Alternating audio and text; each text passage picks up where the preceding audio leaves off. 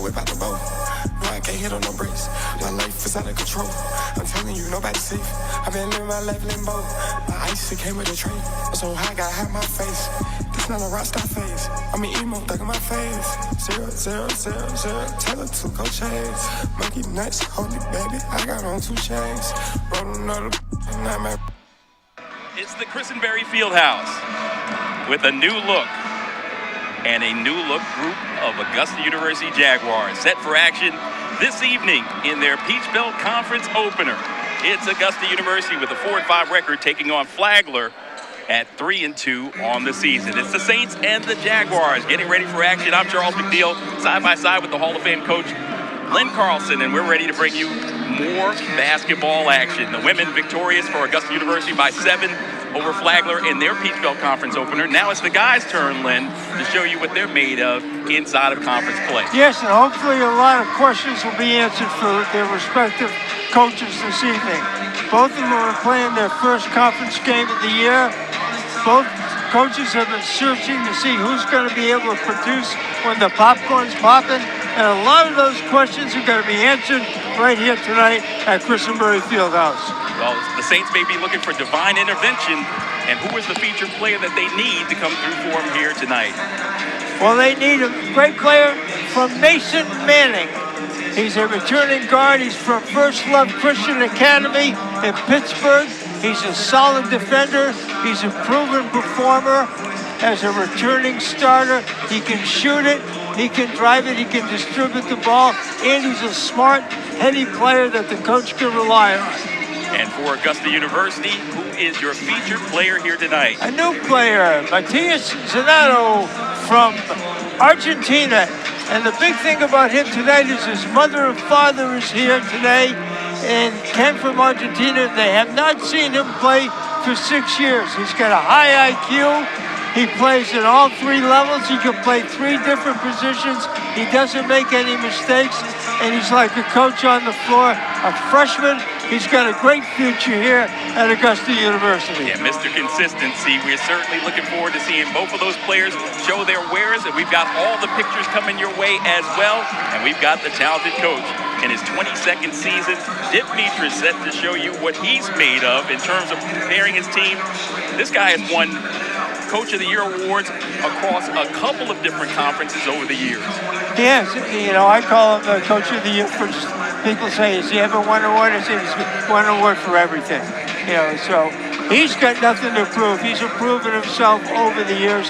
This is a rebuilding year for him, but he's going to try to make the best of it that he possibly can. So let's talk a little bit about the early portion of this game. What does Augusta need to do to be successful out the gate to prove that they're a team that, although they have so many different parts and new players, that they can be consistent and be a force in this conference? The exact same thing that Flagler needs to do, and that is not to hurry things in the beginning and not to make any mistakes. Because Flagler, like Augusta, has lost some of their key players to graduation and to NIL money. Everybody's in the same boat. They don't know what to expect. Games like tonight is going to give them a little bit of an insight as to what's going to occur in the future. So you're looking, I'm looking, and they're looking, and we're all hoping. There it is. Yeah, knocking down shots and locked in for a full 40. That's what Dip Mietrus will be looking for out of the Jaguars as far as their keys to victory. We're just moments away from the start of this contest. Certainly excited to have you guys along for the ride. Spread the word. Let everybody know we're on the Roar Network right now, and we're bringing you full coverage of Jaguar basketball throughout the home schedule. And for those fans that are tuned in around the world, we welcome you in, as Augusta University has players from all over the globe as part of this year's team. Players from 6 countries and 5 continents represented on the Augusta sidelines here today. This is Faculty and Staff Appreciation Game. And we've got faculty and staff that came in for our first contest, a 7-point victory for the women. And we've got more coming their way here tonight. Nice crowd on hand and more coming in as we speak. So pull up a chair and enjoy the action with us. But right now, it's time for us to turn our attention over to our public address announcer, Jason Shearer, with the national anthem. As we honor America with the playing of our national anthem.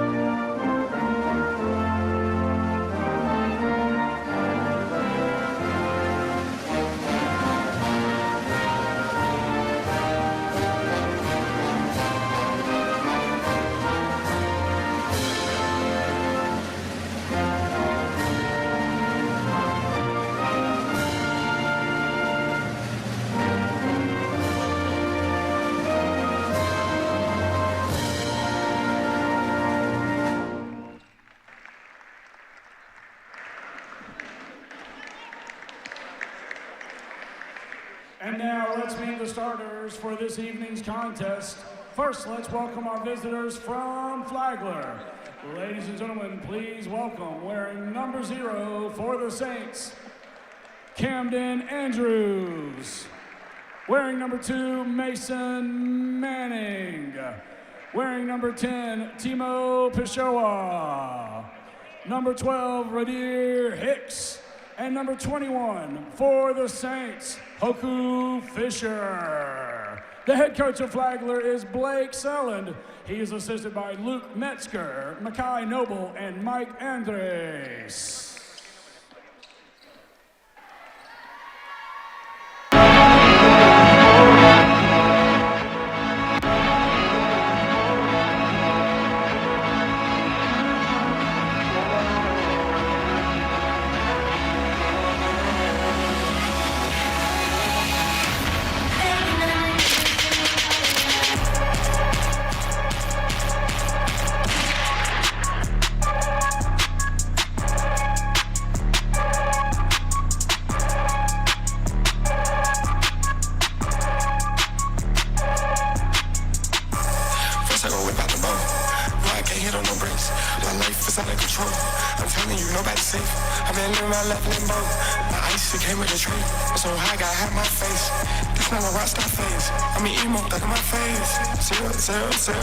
Tell her to go chase. Monkey nuts, homie, baby. I got on 2 chains. Roll another and I'm at fame. Spin on the block, have a.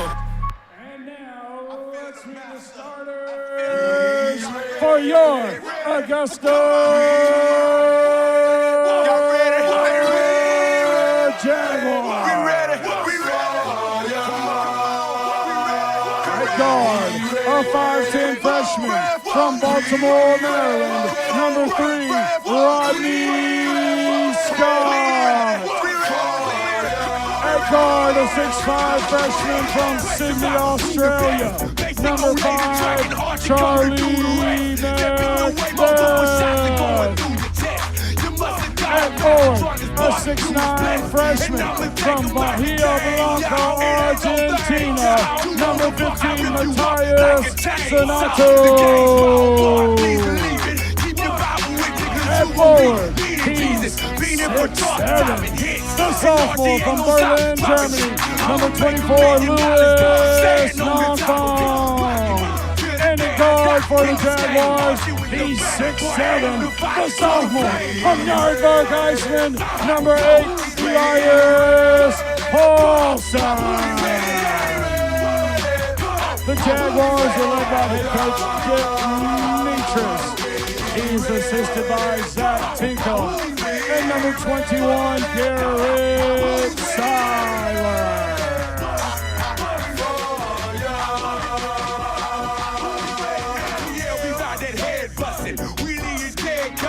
What's up, huh? Country boy, you said something.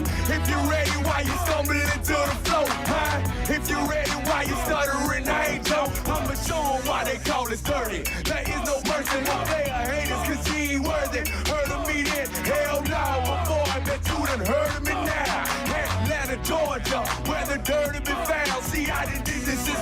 younger days. Only 16, but my back is never underage. So let's get paid, cause I stay ready for the G's. And you is crazy if you think that you ready for me. So who's ready? I'm ready. Who's ready?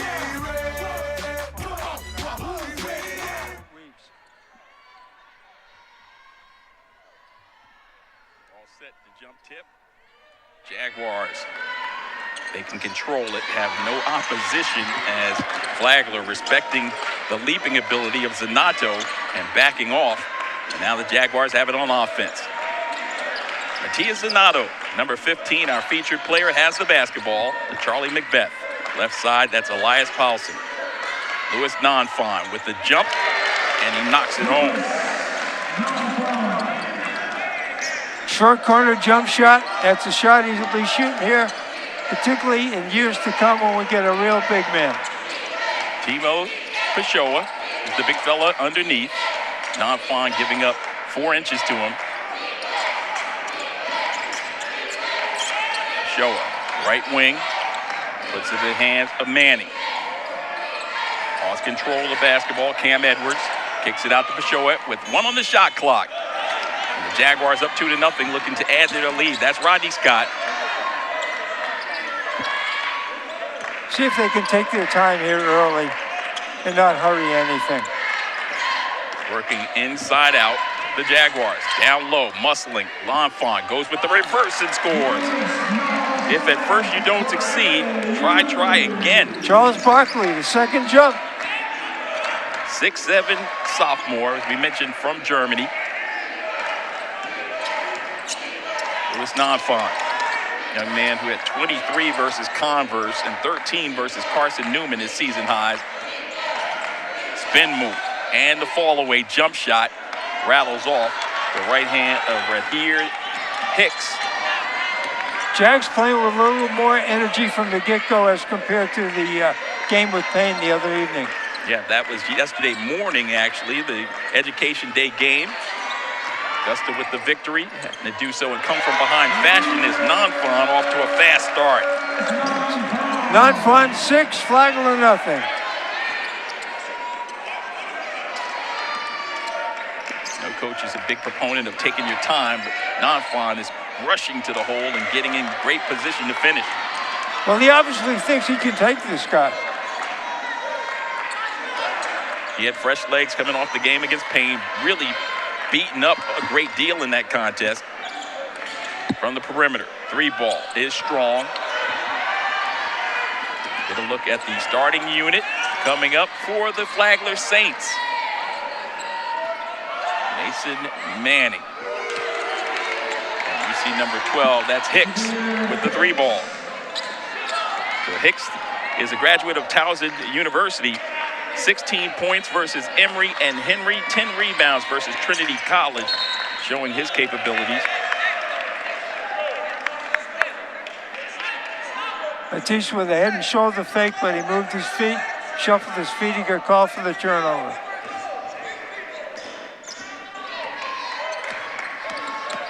So an early turnover gives it back. 3 minutes in. Jaguars up by 3. Jump hook, a little strong, rebounded on the weak side. So everybody surrounding the boards is going to take an effort of all 5 Jaguars to pull out this win.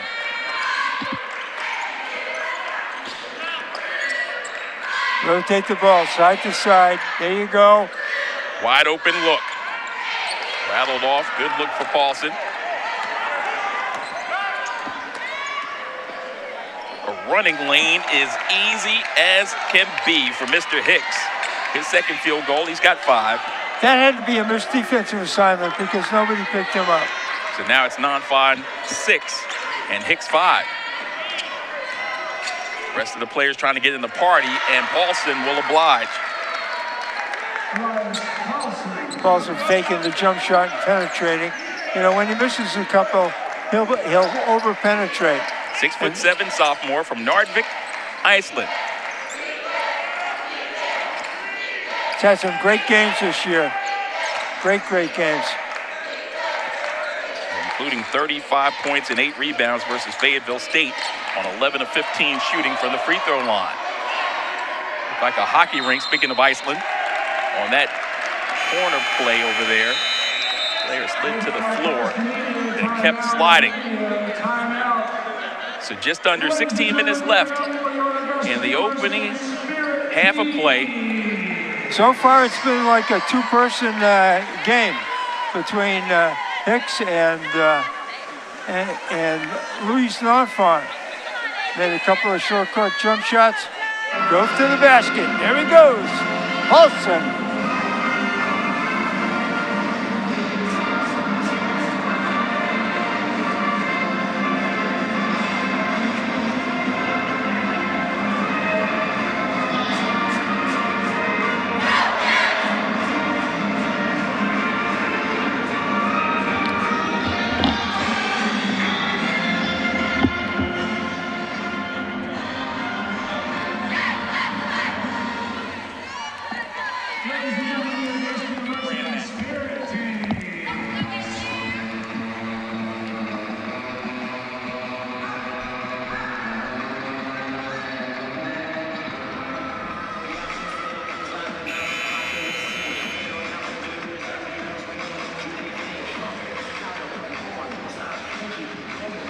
There he is in his third season as Saints head coach, Blake Selland, a young man who has got an outstanding program, taking it over a few short years ago. You remember the outstanding scores that they've had in years past, and it's an easy recruiting job to get somebody to come down to St. Augustine, I would imagine. Well, he played at Shorter, and when the head coach from Shorter went over to become the head coach of Flagler, he came with him as an assistant.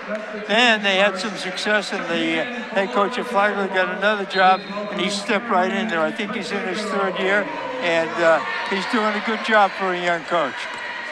He got two NAIA performances as a player, Final Fours. Also participated in the championship game in 2013. Left wing corner. Prawl for three. That's Tobias Prawl from New Jersey. There's a drive and a kick. Hicks kicks in the left wing corner. His teammate, the jump shot, no good. High flying for the rebound attempt was Boom Reeves. You know, the Achilles tendon for the Jacks so far this year has been outside shooting, and one of the scouting points for Flagler is they're going to give him the outside shot, but they don't have an answer for Nonfarm right now. No, indeed. That's his fourth field goal. The second unit is on for Flagler. Cam Andrews out there still.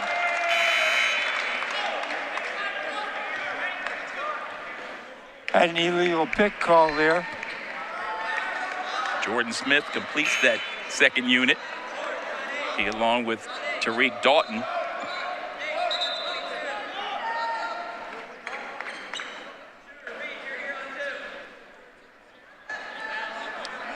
Manning, the lone starter out on the floor. That's why his coach called him Mr. Consistency, because you can count on him. The Jaguars with some subs of their own. Kendon Wilberg goes on the floor, as is Cam Pacheco.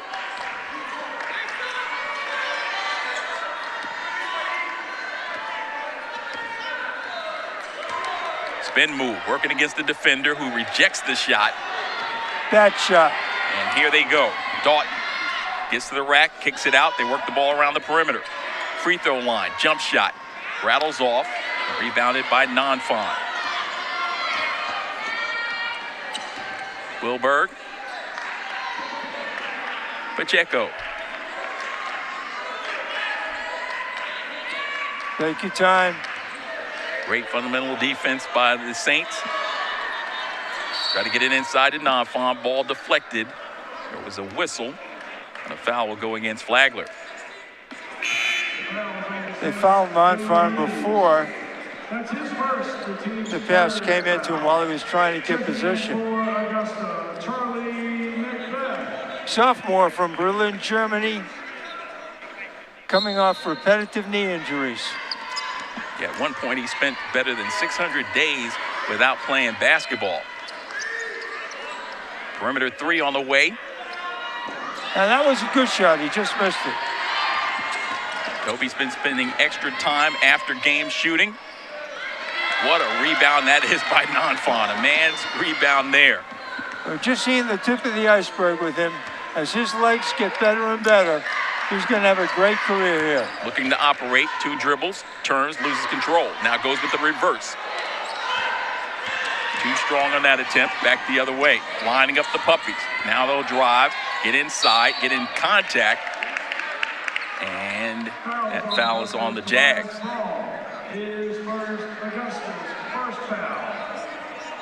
Here we go. Penetration, kick. And you know, I don't think he meant to kick it to him. I think he meant to kick it to the guy in the corner, but it got deflected and just ended up a butterfly pass. Prawl picking up the personal. That's his first. Jaguars first. Flagler with 3 team fouls thus far. 10-5 our score. Nice look on the opposite side. Macbeth right there to challenge. Down low, the jump hook is good. Boom Reeves. So Boom Reeves, 6'7" senior out of Pittsburgh. Young man is a 4-year letterman. Peach Belt Conference Presidential Honor Roll Presidential Scholar as well. That was a scramble basket. The ball was just being kicked around. He was in the right place at the right time. He got a layup. Nonfon in close. Reeves gambled. He gambled on the wrong side. Gave Nonfon an unobstructed layup. Demetrius, as you've heard him in the post-game, tell us about the fact that they want to get the ball to Nonfon as often as possible. That strong base that he has provides a lot of opportunities for the Jags. Yeah, it's always easier to work inside out than outside in.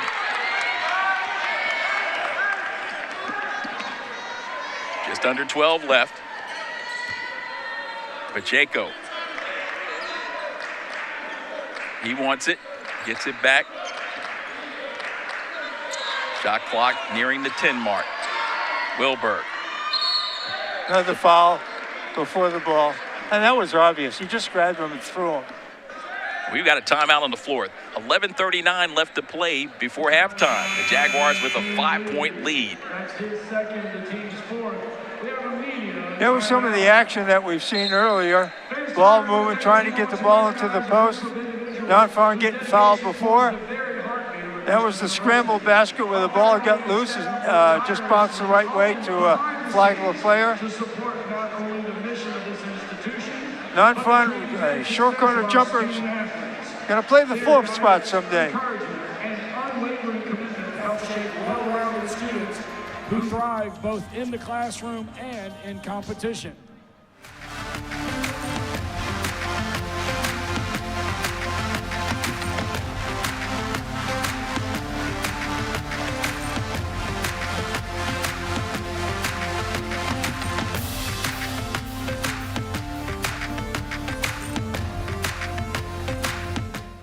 Augustino's Italian Eatery and Prime Steaks is the perfect dining option 365 days a year. Conveniently connected to the Augusta Marriott lobby, the restaurant features an upscale Italian flair with USDA Prime Steaks, fresh seafood and more, an extensive wine collection, and the CSRA's largest selection of rare bourbons, whiskeys, and tequilas. From the elegant atmosphere to our renowned handmade pasta bar, there's something here to satisfy every guest, every meal, every time. Augustino's Italian Eatery and Prime Steaks.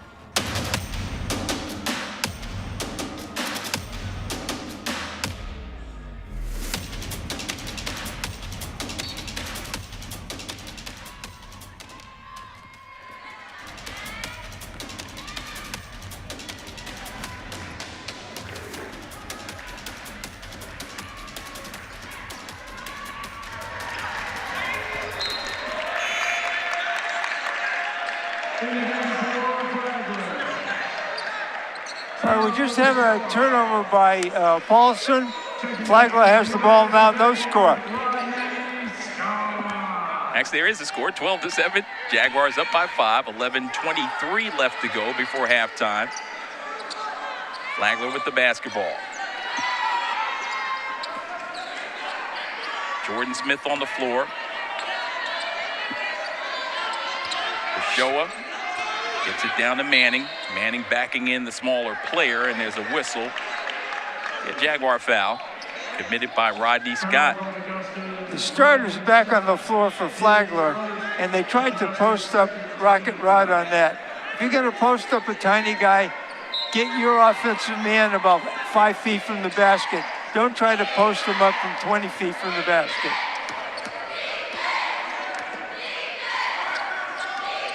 High ball screen, Ochoa.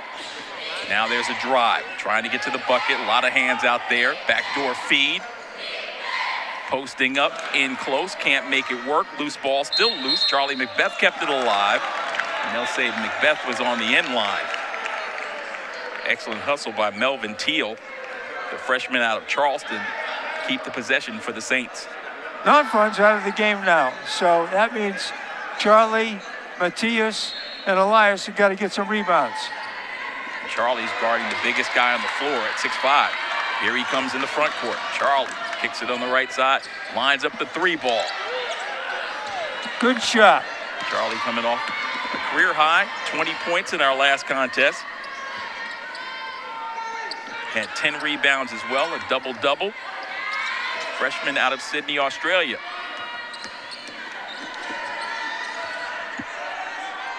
A lot of traffic again. This time they dump it in close. Ball loose, picked up by Paulson. It's just too crowded in there.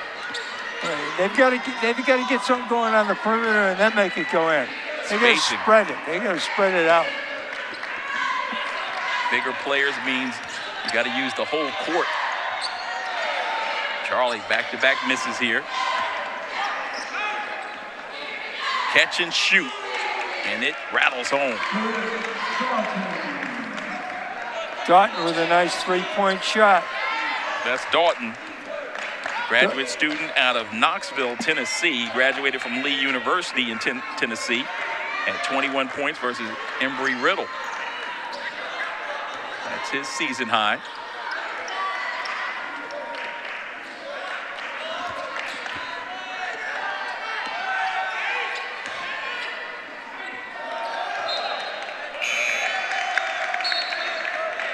Jags in an offensive drought right now, and the reason's pretty obvious. 90% of their offense was sitting on the bench, and he just came back in. But you can't play non-fun all 20 minutes. You gotta rest him sometime. He comes in for Pacheco.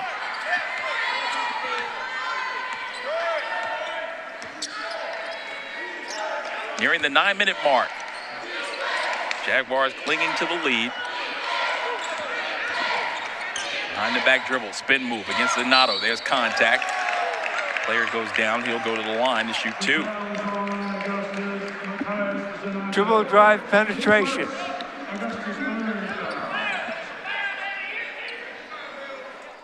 Sends Teal to the basket. Gets fouled from Charleston, South Carolina.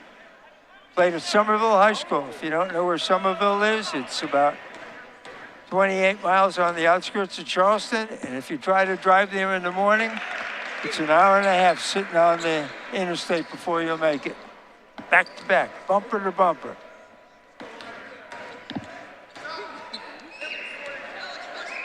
Second opportunity, and he knocks it down.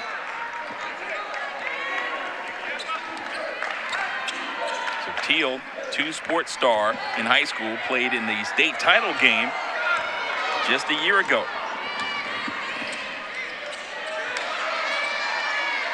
Passed it too late, passed it at the player's feet. Big man can't bend over when they're running. Non-Fon trying to post up the big guy. May have carried it. Off the contact, Rodney Scott with the pull-up. Yes. We need Rodney to get confident in his jump shot so he can consistently make that shot, because he can get them because of his speed, and also he's not being tightly guarded. All-area first-teamer in high school by the Baltimore Sun newspaper. Rodney Scott, nicknamed Rocket Rod. Here he goes. You notice when he caught the ball, nobody was on him. And that's a sign that the other team is not respecting your shot. So go out there and make them respect your shot.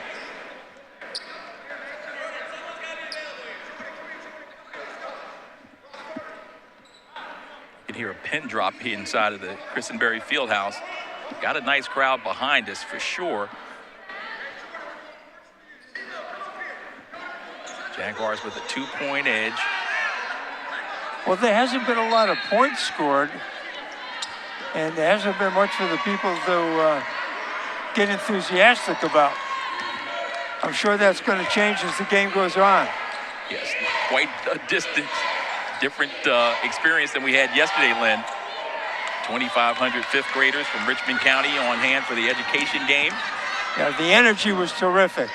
Driving to the hole, Paulson will get them on their feet. Rocket Rod made that happen. Great pass. Second field goal for the leading scorer for the Jags, Elias Paulson. Posting up, going with the reverse, coming up short.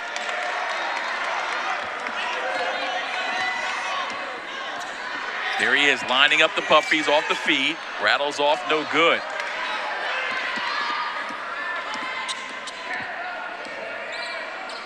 Manning calling his own number. Long rebound to Zanato. Zanato's doing a great job on the boards. He's got about 3 or 4 already. Doesn't make mistakes. He's just out there, he does the right thing. Zanato yesterday had 8 points and 4 boards.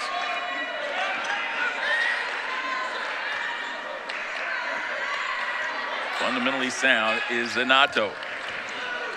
Again, that reverse move, this time too strong.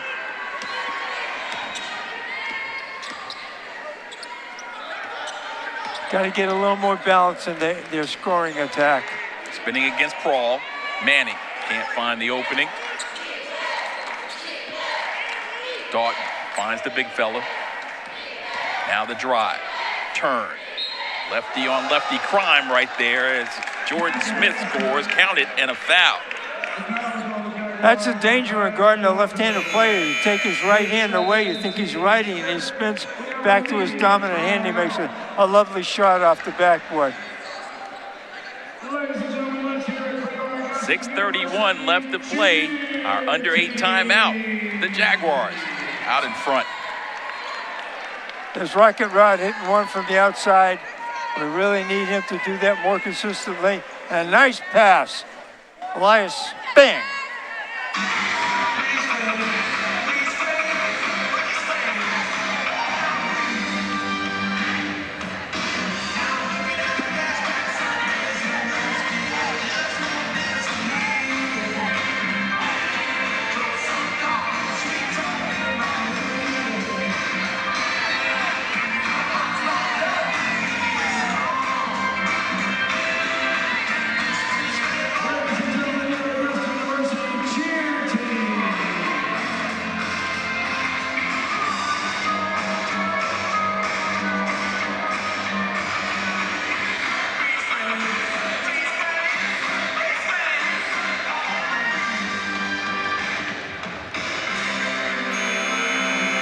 We got to look at the Flagler bench.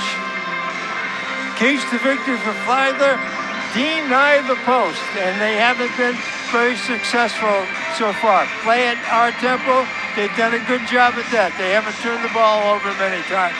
But as far as denying the post, not so good, and therefore the Jaguars are holding on to a slim 2-point lead because of the production of the German Louis Nunfon.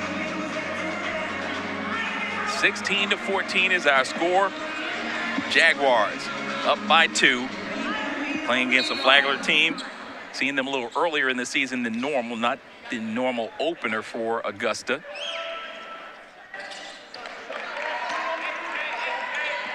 Jaguars' largest lead has been 6 in this contest. Flagler cutting that deficit to 1. Jaguars have been out in front since the start. As we near the 6-minute mark. Beth pops out to get the basketball from Paulson. Now Scott with 5 on the shot clock. Loose basketball picked up. Now to the floor, sliding all over the place. Jaguars with a steal. Still loose. Picked up, Crawl trying to defend. Underneath, the layup is good. So a scramble, and Jordan Smith, the recipient of his first 2 points of the ball game. How could that not be a travel at half court? I mean, if it was a baseball player, he slid into second base and he was out. Smith, his second field goal actually, with 4 now. As Macbeth, between the leg dribble, gets his pocket pick, and Dip come in with some substitutions. Pacheco will come in. Well, we're forcing the penetration. We've had 2 consecutive moves where we've driven it right into the defender and got our pocket picked. If you're going to go at a defender, you take 1 dribble and then you stick your butt on them, hook them, and spin. But you can't go expecting to disappear like Casper the Ghost out there.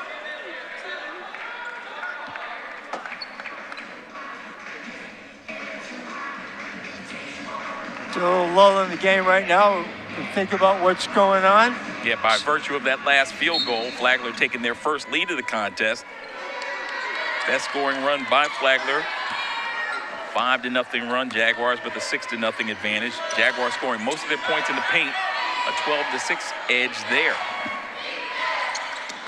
Not a lot of points have been scored by either team. Been a quiet offensive production game so far. Well, you talked about tempo. Controlling the tempo being one of the things and one of the keys in this contest. Flagler thus far has been doing so. Tell you why in a moment as Pacheco launches the 3 and he splashes it down. That's what he does. He's known as a 3-ball shooter. Maybe this will be his coming out party today. The freshman, 6'3" out of Harrisonburg, Virginia. Gives Augusta back the lead, and Rodney Scott with excellent leaping ability and anticipation takes him to the rack with the right hand. The Rocket leaps, the Rocket steals, and the Rocket goes the length of the court and slips one in. Now you see why he was the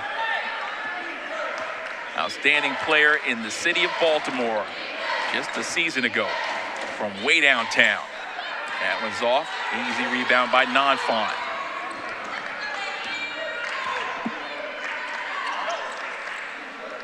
That's Prawl.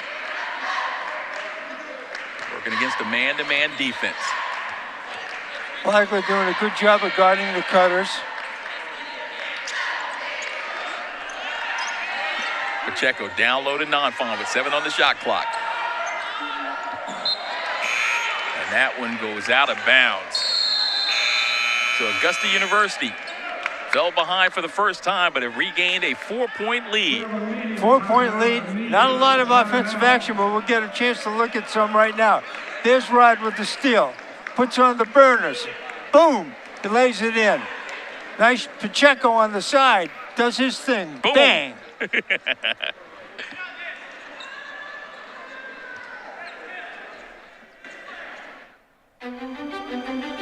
Discover unparalleled event spaces at the Augusta Marriott in Augusta, Georgia. From intimate boardrooms to expansive conference halls, our versatile venues cater to every occasion. With dozens of modern, flexible rooms, state-of-the-art amenities, and dedicated event staff, we ensure your meetings, conventions, or celebrations are seamless and unforgettable. Host your next event at Augusta Marriott.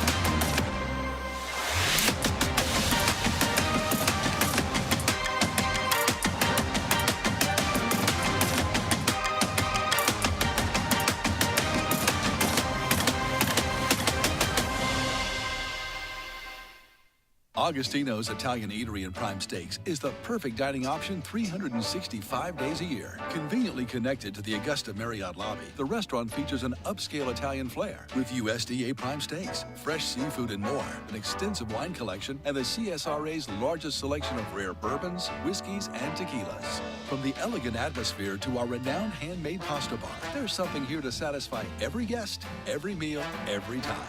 Augustino's Italian Eatery and Prime Steaks. First by AU.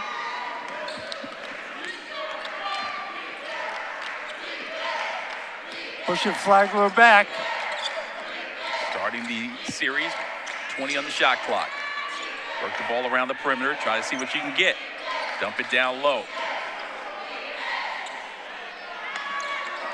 Good defensive rotation that time. Timo unable to capitalize. A smaller defender.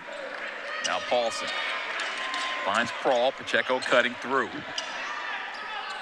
Beautiful drive and a score. Count the bucket and a foul. See, the difference on that drive as compared to the two where he lost the ball is he tried to go around the guy and got his body between the ball and him. So then he gets a nice layup. So sometimes you have to use a little guile and deception. Our Roar Network production team, led by the incomparable Thomas up top, making things work. T-Mitch giving us all the outstanding photos we need. Now the drive, back the other way. The float game, off the window strong. Nanfan keeps it alive, tries to get it back to his teammate, and the ball goes out of bounds. So possession will remain to Flagler, but Augusta's lead is up to 7. Great hustle play by Nanfan on that.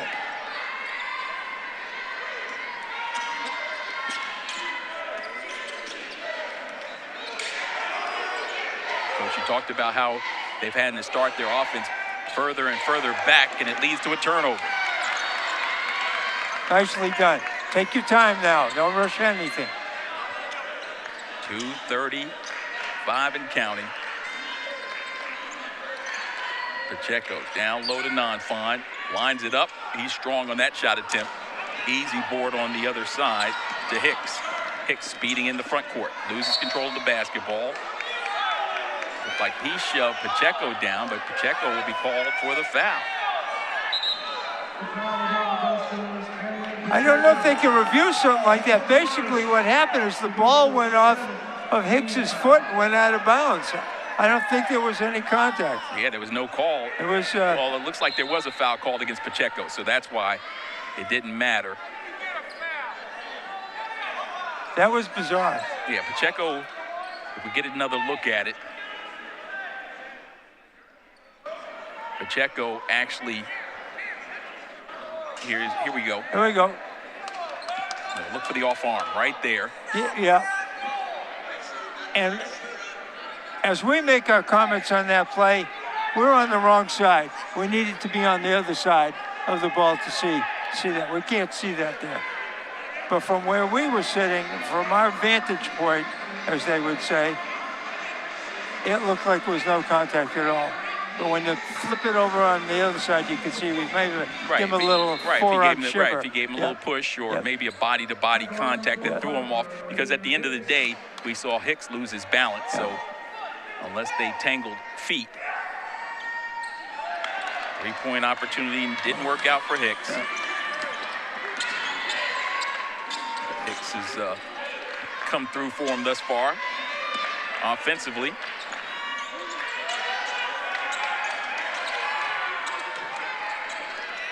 Ball tip. Trying to get ahead of the field. Redier scored it again. Excellent steal. Those floppy cross-court passes usually never arrive where they're supposed to. So Hicks having a terrific start in this contest. Fourth leading scorer on his team, averaging 10 points a game. Balanced offensive attack for Coach Selland. 4 players in double figures. If I was to give any advice to Bazoa, my advice to you, big fella, is get in front of them. Don't battle them from behind. Or you're going to get 5 fouls and you're going to play 15 minutes in this game.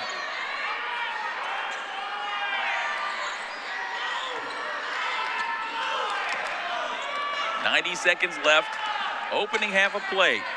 Tip just called the play. Scott. Corner. Finds Prawl. Prawl with 5 seconds on the shot clock. Drives the lane. Kicks it out to Pacheco with 3. Kick it up top. Scott lines up the 3 ball. Back iron on the attempt. Ball tipped off the head of Manning and kept alive. Augusta will have the opportunity again.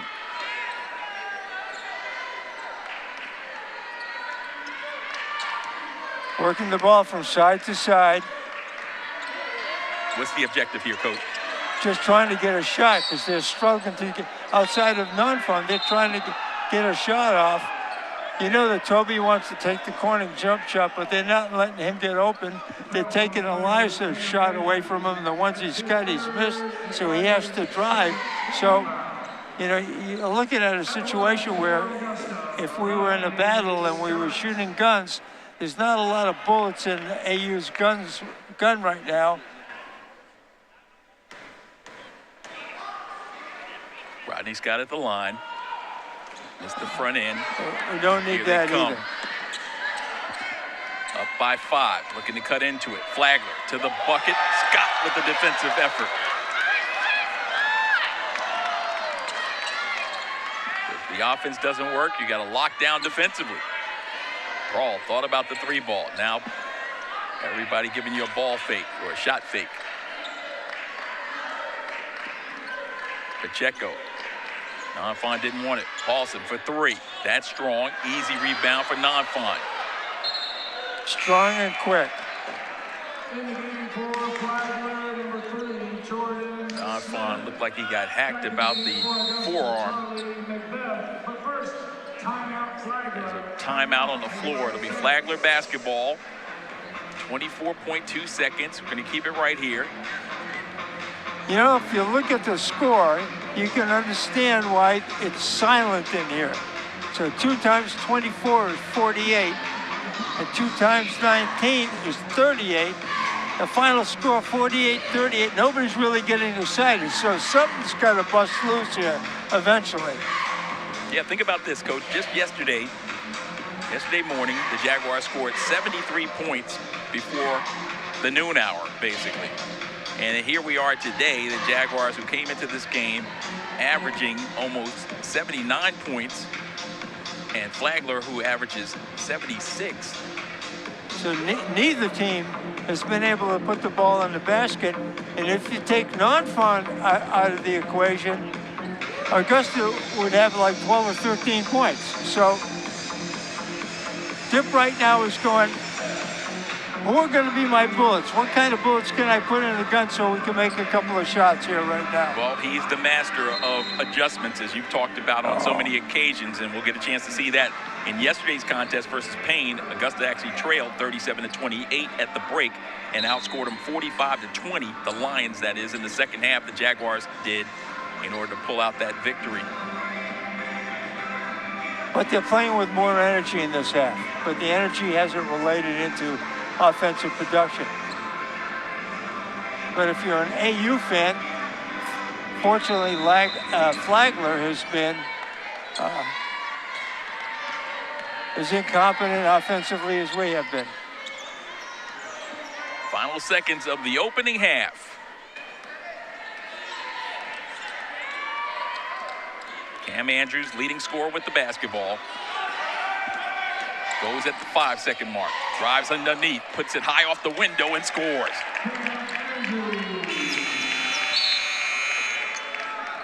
So Cam Andrews, who was 0 for 1 shooting before that made field goal, heads to the halftime locker room having cut the deficit down to 3. The Jaguars. Looking at some of the action. Here we go. Nice block by Rocket Rod. Over here, Elias going to the hoop. Takes some contact. Bang! Knocks it down.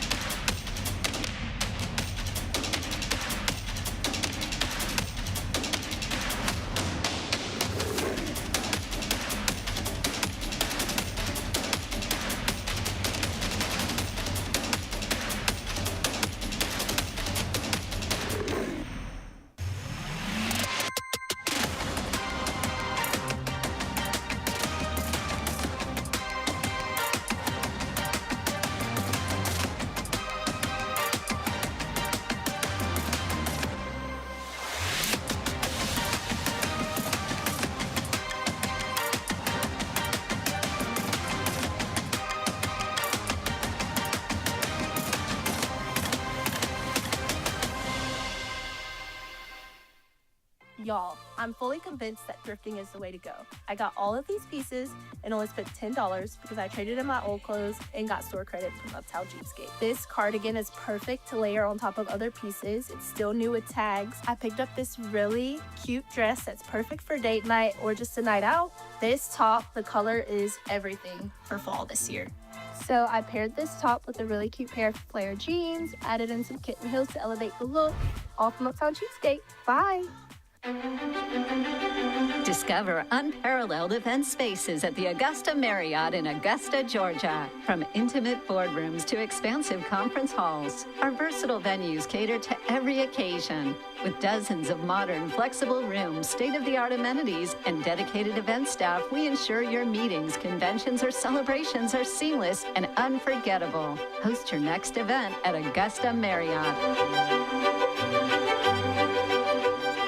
Augustino's Italian Eatery and Prime Steaks is the perfect dining option 365 days a year. Conveniently connected to the Augusta Marriott lobby, the restaurant features an upscale Italian flair with USDA Prime Steaks, fresh seafood and more, an extensive wine collection, and the CSRA's largest selection of rare bourbons, whiskeys, and tequilas.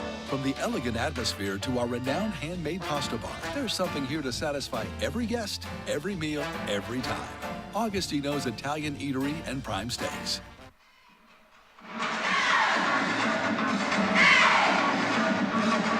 The Jaguar halftime report begins right now inside the Kristen Berry Fieldhouse. Charles McNeil and Len Carlson, the Hall of Famer, bringing you all the activities that you need to know during halftime. 24-21, the Jaguars out in front.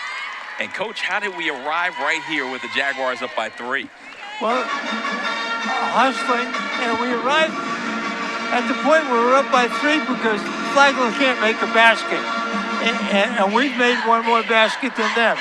So we have shot, you're the statistics man, we've shot an abysmal stat from the three-point line.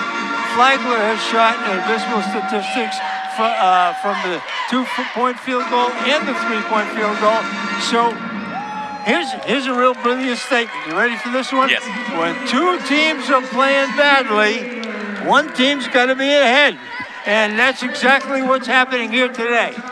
And we're the team that's ahead, and hooray for us. Yeah, it's a good sign that the Jaguars out in front. This is the home opener for the Peach Belt Conference 25-26 schedule. Jaguars looking to follow what the women did in Game 1. Let's take a look at a deeper dive into this history of this series, Flagler and Augusta University. You've been around since the beginning of this one, Coach. We'll give it to you from back in 2010 when Flagler joined the league, and Augusta University AU 81-65, the victory just last season in the last meeting of the two that they faced. Of course, that one was here. And what we do is we flip back and forth home and road. So good to have the Jaguars with a victory. 34th meeting all time.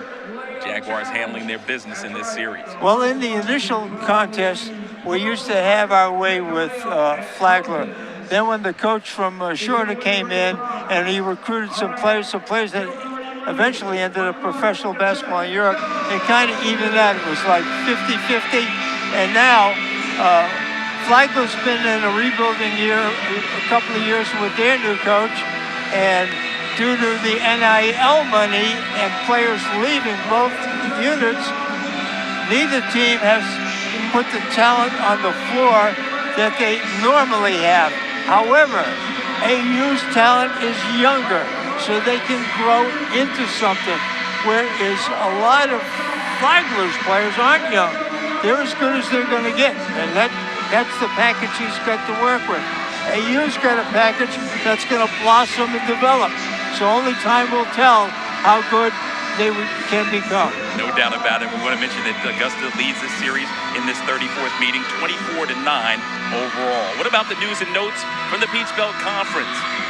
Congratulations goes out to Andre Young, this week's Player of the Week on the men's side. Elias Paulson held it down last week during the Thanksgiving week and showed his wares very much so over the last month or so. He's shown why he is now the new leader of the Jags. Yes, and Elias has been streaky. When he's good, he is really good. And when he's mediocre, he's mediocre. But we depend on him to do an awful lot. He's got to play defense, he's got to rebound, he's got to score points. It'd be a lot better if there were like 2 or 3 players on the team who were better than him, so he could be in a support role and he'd get more shots and he wouldn't have to work as hard. But Elias overall is doing a good job for us. We can't expect him to get 30 points every night. That's not realistic. Well, Coach, the Augusta University volleyball team, off of their fantastic success, are headed to the NCAA Regionals this week. The Jaguars are the number 6 seed and will travel to Wingate. A big cog for the Jaguars this season has been the play of Julia Rodriguez. The graduate nursing student had a lot of people on her side so that she could balance both nursing and volleyball. Yeah, so I'm doing nursing this year, so it is a lot, but I know that with my degree and I know that I want to play volleyball, and I was like, okay, I got into the program, so it's going to be something that I had to multitask, and it is a lot, but I have a great support system. My team, they do above and beyond. We move practice times for me, games are pushed back, so it's not that everything's around me, but I feel like they adjust to a lot with what I'm doing now, and I know that I have to give 100% no matter what I'm doing. I don't know, clinicals or hours or lab. Yeah, I was a little bit taken aback because I was like, are they going to be able to adjust with it? Because I know that I had a couple of the staff here. They reached out, like Dr. Hunt, he communicated with the president of the nurse. I was like, this is getting to the dean, president. So I was like, okay, so if they're able to make adjustments for this, they really want me to succeed. So every Tuesday I have clinicals, and it's I have to be there by 6:45 in my unit, and it's till 3:30, and then we play at 7, so I have to be at the gym 4:35. So I have an hour to decompress in my apartment and change and put myself together to be back at the gym. At first it was an adjustment, but I learned that if I really want something, I'm gonna have to work hard for it, and so if they're compromising for me, I have to compromise for them. I feel like with teams, I think that helps so much with having that mentality to always play for each other and not just play only for yourself, because that just helps with not only the job on the court, but as a team in general. This is just a little chapter in my life, and it'll come and pay off at the end of the day. So just to keep pulling through. So best wishes goes out to Julia and company as the Augusta University volleyball team in the regional play gets underway tomorrow, and they'll take on Anderson University. When the halftime report continues, we've got statistics as well as highlights from the first half of this one. Don't go anywhere. Augusta University is winning by 3 at the break on the Roar Network. Discover unparalleled event spaces at the Augusta Marriott in Augusta, Georgia. From intimate boardrooms to expansive conference halls, our versatile venues cater to every occasion. With dozens of modern, flexible rooms, state-of-the-art amenities, and dedicated event staff, we ensure your meetings, conventions, or celebrations are seamless and unforgettable. Host your next event at Augusta Marriott.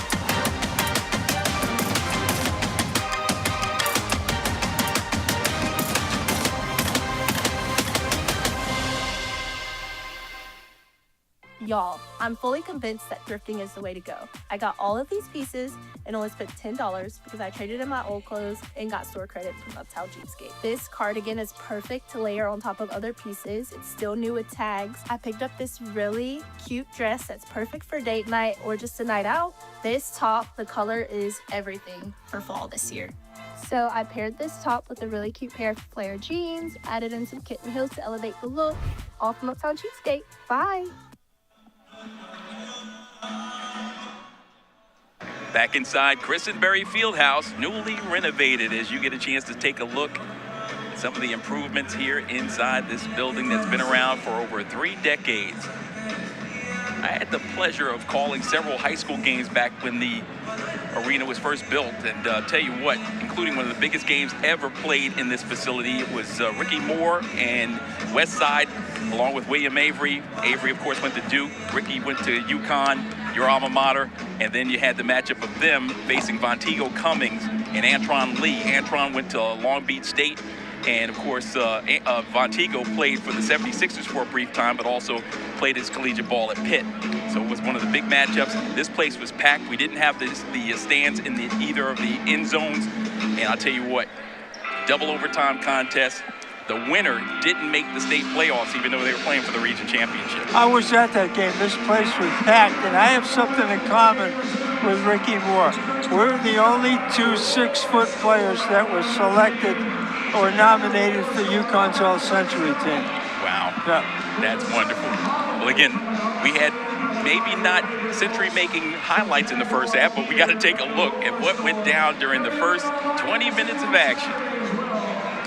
There's Lewis with his short corner shot, and that's going to translate well for him when he ends up being a short corner player. And of course, in the beginning of the game, Hicks just carried their team. It was a 2-person game for about 10 or 11 minutes. That was just a defensive mistake that left him all alone. Here's Paulson driving to the basket and scoring. Missed a couple of jump shots early and went to the drive. But right now, both coaches are thinking the same thing. Who can make buckets for me? I need somebody to make some buckets. And I predict somebody will. We just don't know who it is so far. And we talked about Augusta University scoring 45 points in yesterday's contest, the Richmond County Education Day game. We just saw that they can turn the switch on at any time. The difference was they had no energy in the first half against Payne. I thought they played with energy that half. It's just that the energy didn't turn into anything positive. But at least you can go in the locker room at halftime and say, you're playing hard, things are going to get better. Just keep playing hard. And again, we talked about the turnaround. This is, even though it was a non-conference game yesterday versus Payne, this is what it's going to be like when you get into March, coming into the postseason, where you've got to play one game after another to get to the championship and get into the NCAAs. Possibly you have to play 3 games in 4 days. So let's take a look at the halftime stats right now. Jaguars with that 3-point advantage, 11 made field goals in 26 attempts, shooting 10% better than Flagler thus far. Both teams struggling from distance. Augusta 1 of 9 through that first half of play, and neither team getting a lot of free throw opportunities. But from a rebound perspective, the Jaguars out rebounding them by 8. I think they're out rebounding because they're a little stronger inside than Flagler is. However, Flagler in the scouting report, their coach said they're going to make them being Augusta, shoot the 3-point shot.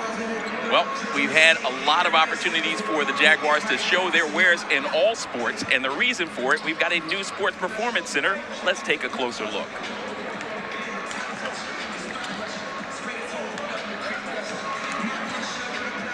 Celebrate 2 very special people.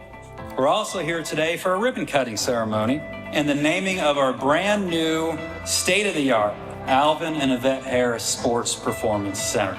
Al and Yvette Harris have been pillars of philanthropy and service to Augusta University for more than 25 years. Their giving has touched nearly every corner of this institution.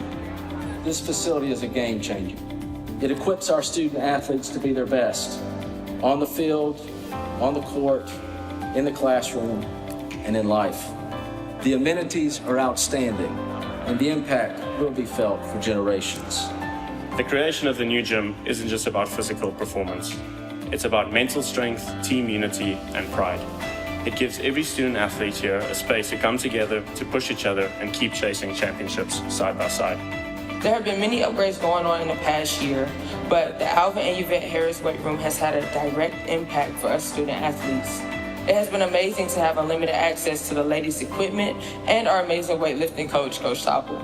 It's become an absolute game changer for what we're able to do with these student athletes to take them to the next level. Our students are proud to be part of this university. Our students are proud to come in and work hard for us and for our staff every single day, and it's because of your generosity. Our athletes love coming through those doors. And on behalf of the entire AU community, we all want to thank you for being a source of inspiration and for making a lasting difference in the lives of those we serve. 3, 2, 1.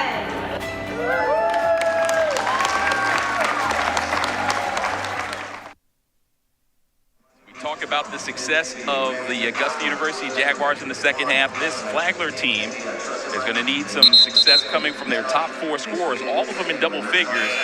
Andrews, Manning, Dalton, and Hicks, who combined for better than 45 points a game, have been held to just 12 in the first 20 minutes of action. So as much as we talk about the Jaguars not scoring, they've held the Flagler offense in check. Like I said, something's about to happen here, and we just don't know what yet. Yes, something's got to give. Manning will trigger right in front of us, and the second half is underway from the Christenberry Fieldhouse. It's the start of the PBC season right here on the Roar Network.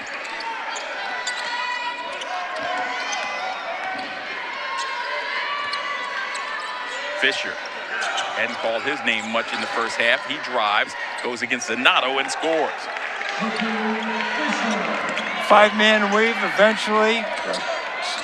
Elbow pick and roll. He takes it to the basket and 6'4" scores. senior out of Wilmington, North Carolina. Donato from deep. Quick shot. Hicks finds his teammate. That's Andrews, the leading scorer. Out to the big fella. Rattles off the 3 ball. Jaguars starting with Nonfon on the bench. He's in foul difficulty. No, I stand corrected. There he is. He was behind the big fella. I lost him. Shot went up, no good. Thought they would try to get a paint touch to him as they did in the first half. Instead, Donato pulled up the 3, and there is Oku. His shot no good. This game is starting off like the last half finished up. TJ Baker on the floor. We did not see him yesterday. He's going to pull up, rattle his shot off. It's an open look for TJ. Came back, everybody thought this would be his job as far as the starting point guard for the squad. Had an injury during the preseason. Freakish injury. Lacerated kidney.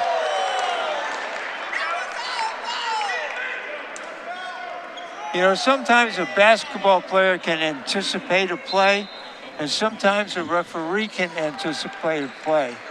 And that time the ref anticipated there would be a foul, and instead a weak side man just came over and blocked the shot. No foul.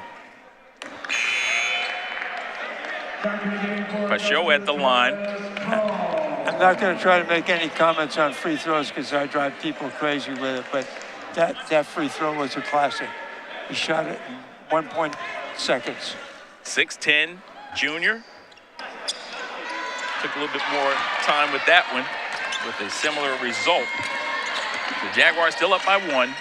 Early portion of the second half. Paulson ready to catch and shoot. Got a little harassment on the part of Manning. Picks up his first. Yep. He held him right in front of the referee.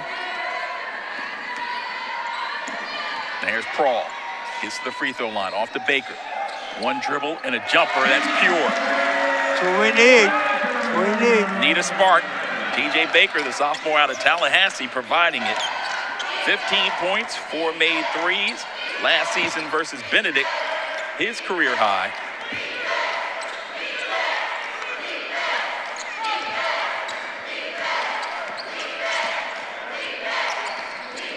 driving, getting to the bucket, getting it rejected off of him, and it's Augusta University basketball. This is what TJ's able to provide the Augusta University offense when you think in terms of greatness. Yeah, and that's what they've been expecting all year. Of course, he hasn't been there. So he plants his feet, he pulls up, and he hits that intermediate shot. He didn't drive too deep. Plays like a point guard should play. He's on the bench, and Zanato gets the feed from Charlie. Great play by Charlie. Zanato coming for the basket, cutting, laid it in. First field goal for Zanato. First shot attempt by Zanato.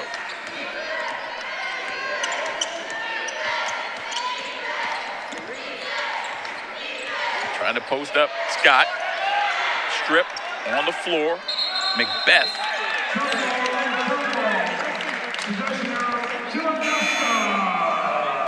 Ball movement here. Nice cut. Better pass. That's what that freshman offers. Great anticipation of where the teammate's going to be. You know, when he figures everything out, he's just going to be a great player. He's got the right body. He's got all the tools. Just got to get older. And he moves well without the basketball.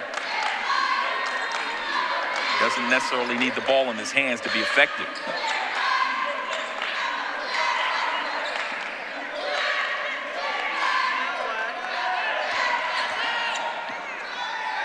High off the window, counted, and a foul.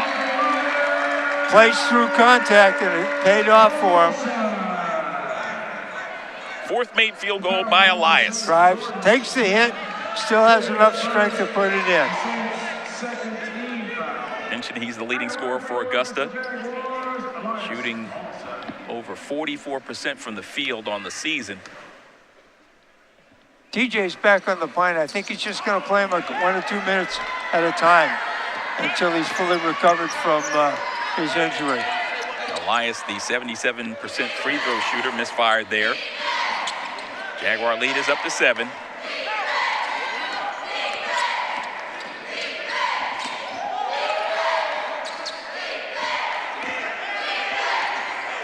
Augusta on a 6-2 run. There's the answer. That's Dalton. Sure corner backup post move.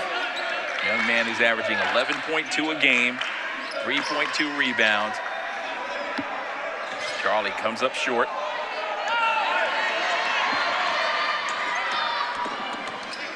Cam Andrews. There's pressure defensively as Charlie left his man to go over and help out. And there's a timeout on the floor. 15:34 left to play before this one comes to a close. A little more action in this half. TJ comes in and knocks down a jumper, gives him a little life. Great cut by Charlie. Feeds Matisse for a layup. Generate some offense here to get the fans back in the crowd. Here goes Elias to the basket. Takes a hit, puts it down, bang.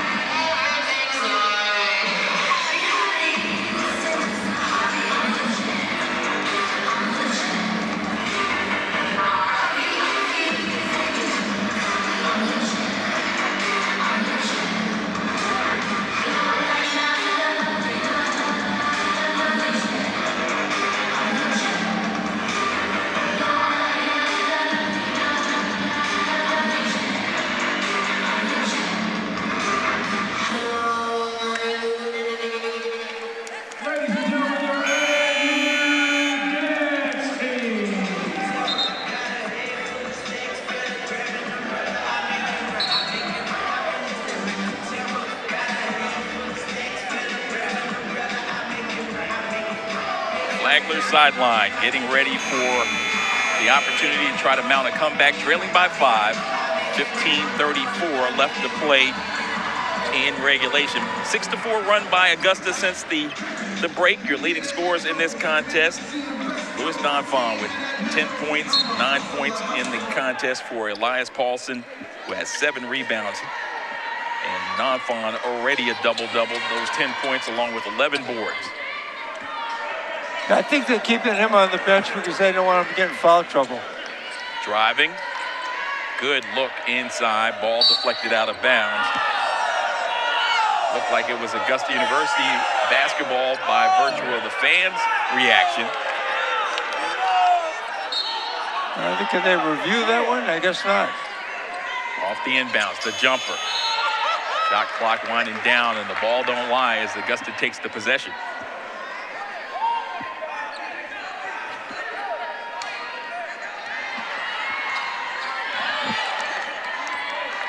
Rocket Rod running the show.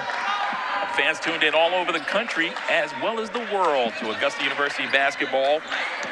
Players representing 6 different countries and 5 continents.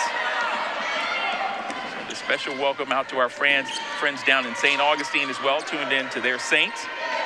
Charles McNeil, Hall of Famer Lynn Carlson with the call of this one.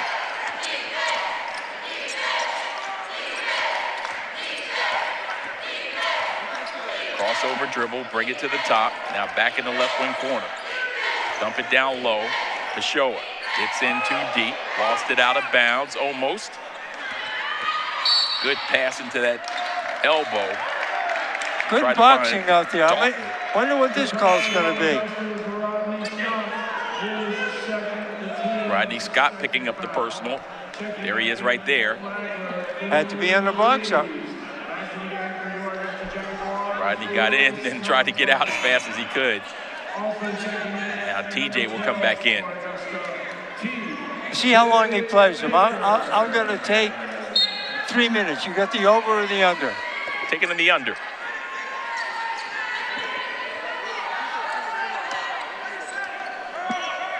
(14-28) came on the floor. Driving, trying to get to the bucket, nothing available.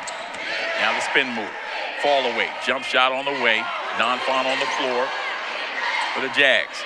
Right wing corner, beautiful drive, trying to get in the painted area. There's TJ on the backside with the rebound, or with the steal, I should say, and as he brings in the front court looking for help. Great anticipation on that defense that time by TJ. Prawl lines up the 3-ball and he knocks it home.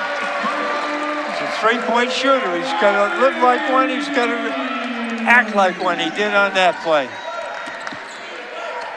4 times he was the Region Player of the Week while in junior college. Had 16 points versus Emmanuel and 3 made threes versus Payne yesterday like this one. Feet are set, hips are set, bang. Toby Prawl.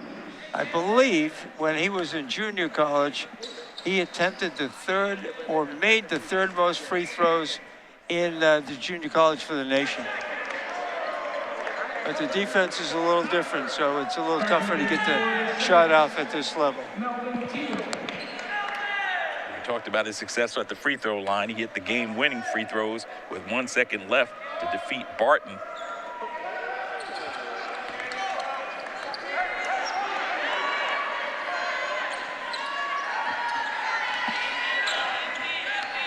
Seven-point advantage for the Jaguars, who have the basketball.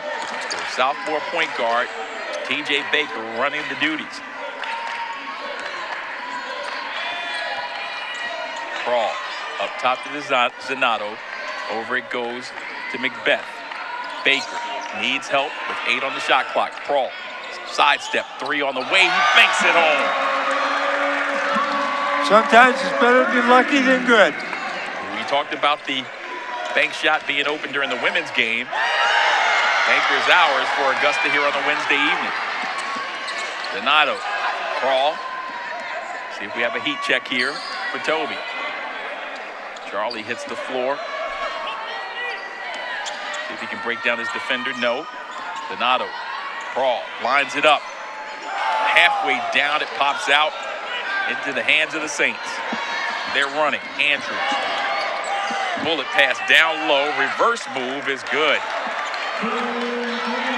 Boom Reeves. Matias was watching the ball and his man snuck in behind him.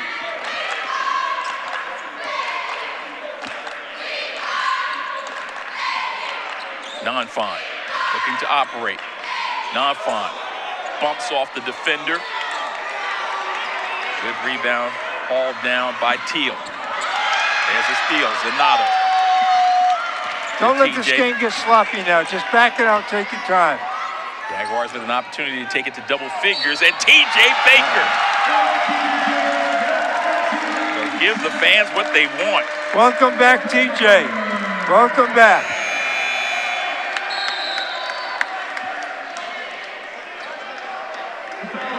Got to take another look at TJ Baker going to work. Goes to his, down the middle of the court. Spacing him up. Goes to his weak hand. Comes back. Flips it up with a reverse spin on the board. Beautiful play. This is the Roar Network. Jaguars up by 10. He's a happy camper. Event spaces at the Augusta Marriott in Augusta, Georgia. From intimate boardrooms to expansive conference halls, our versatile venues cater to every occasion. With dozens of modern, flexible rooms, state-of-the-art amenities, and dedicated event staff, we ensure your meetings, conventions, or celebrations are seamless and unforgettable. Host your next event at Augusta Marriott.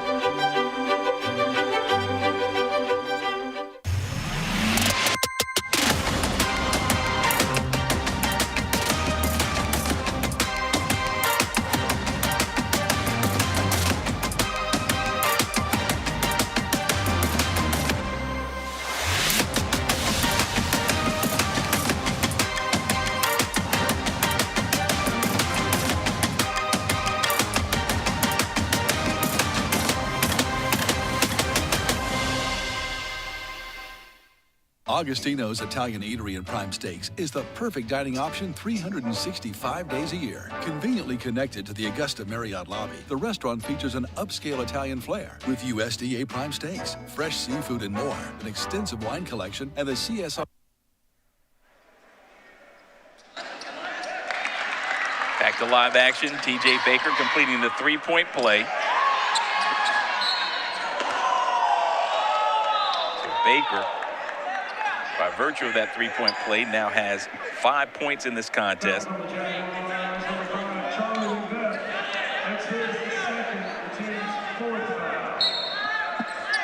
TJ, who last season averaged 4 points, and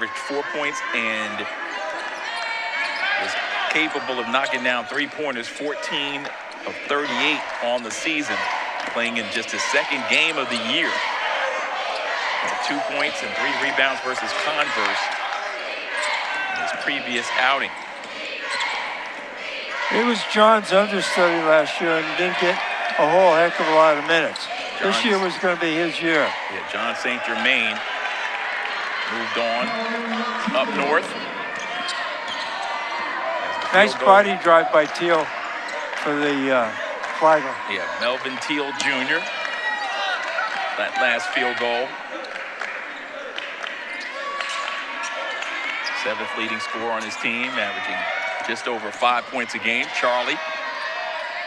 TJ. Again, that crossover to the jump shot rattles out.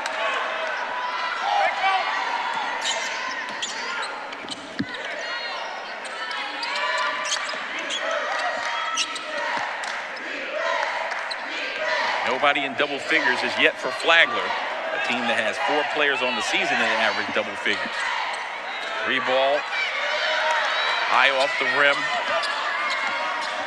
Jaguars looking to take it to double digits on this possession. Nonfon with the Euro step and the left hand. $1 million move, nickel finish. And the answer down the other end for Hicks. So Hicks is having a game. His second made 3.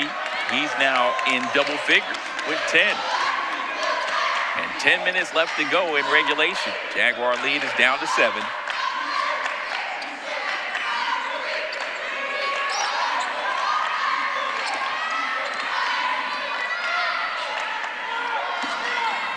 Baker lost control of his balance. Paulson gets inside and goes to the left hand on the right side. Squeezes it in like a snake. Quick 3 down the other end. Charlie gets the ball taken from behind.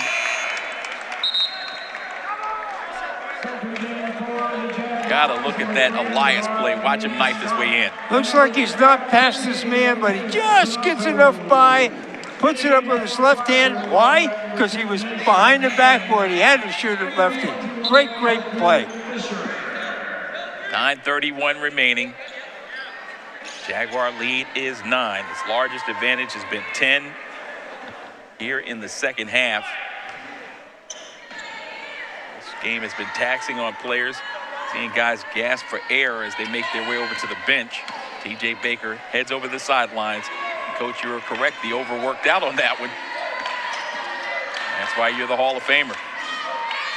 41-32. Down low. Non-Fon with the jump hook. No. Elias Paulson and he collide. The ball's taken out by Hoku. Manning gives way. Teammate driving hard, gets to the bucket. That'll go against Non-Fon. Count the basket and a foul. You know, Teal is thick, he's strong, and he plays hard. Bang, he bangs, see? Not afraid to use his body. Tough kid. Plays like a tough kid. Mentioned he was a two-sport star in high school, played football in his senior campaign.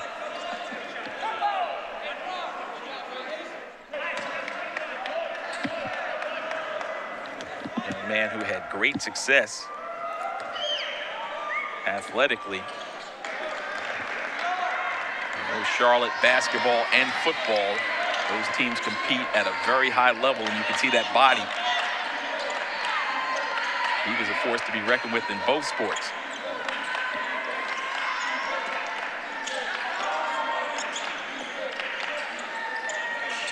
Oh, there he is, sending one out to the family. 3-ball drops home for Zanato. How do you like that one, Pim? Oh, whoa! Teal loses the defender and scores. Teal physically abused Matias on that one. Now they got a personal battle. Look, Zanato to come back on it. Brawl. Give me all 3 of those. Lost his goggles and still knocked it down. Made it 3 and lost his glasses. Don't see that every day. Goggles Paisano. See if he hits it after. And he lost his glasses after the shot. Yeah, I think it was the continuation of Hoku reaching in to try to keep the hand up near the eyes. And Toby providing some entertainment for the fans that remain here at Christenberry Fieldhouse. The week continues here at Christenberry Fieldhouse with more basketball action set to come your way. Augusta University will be back in action, and we'll be bringing it to you on Saturday, Lynn. You know, watching the last couple of moves made by Teal underneath brings me back about 10 years to when Alex Smith played here. But Alex was ended up playing the G League in the NBA. He was about 6'6", about 260, 270, and he could jump to the top of the white square. And when he backed up like that, the whole gym moved. And he didn't lay it in. Then he would just go up and throw it down like it was an acorn being thrown into a paper cup. Great player, great kid. Musselman was his G League coach, and I knew Musselman's father, and he called me up one time and he said, if Alex Smith was 6'9" instead of 6'5", he'd be taking his paycheck home in the back of a pickup truck. So if you'll listen to Alex, we love you. You were a great one.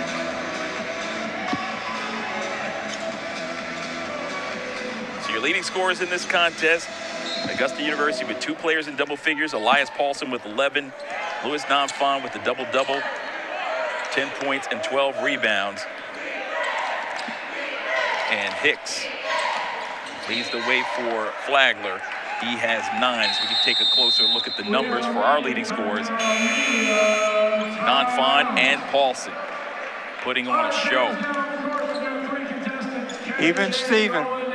Just under 8 minutes left in regulation. Another media timeout comes your way. And this is the Roar Network. Jaguars up by 10.